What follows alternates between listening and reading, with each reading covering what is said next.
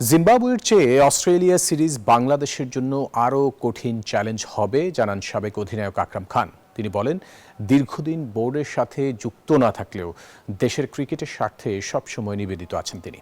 আকরাম খানের সাথে কথা বলেছেন আমাদের সহকর্মী শুভদেব নাথ।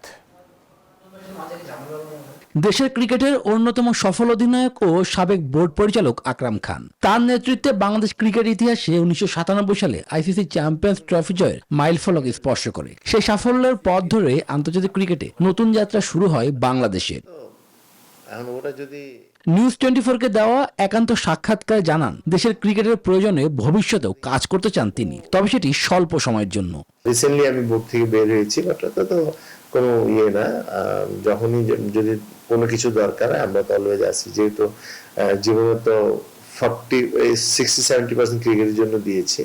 সম্প্রতি জিম্বাবুয়ে সফরে টেস্ট ও ওয়ানডে দুই সংস্করণে প্রত্যাশা পূরণ করতে পারেনি বাংলাদেশ। সামনে অস্ট্রেলিয়া মাটিতে 2 ম্যাচের টেস্ট সিরিজ। আকরাম খানের মতে কন্ডিশন, পেস বোলিং এবং ধারাবাহিক ব্যাটিং সব মিলিয়ে এই সফর হবে বাংলাদেশের জন্য আরো বড় পরীক্ষা।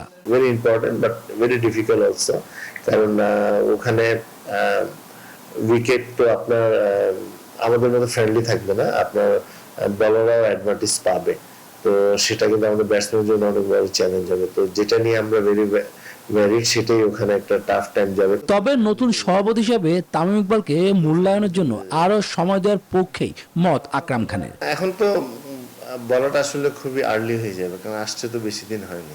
শুভদেব নাথ, নিউজ 24, ঢাকা।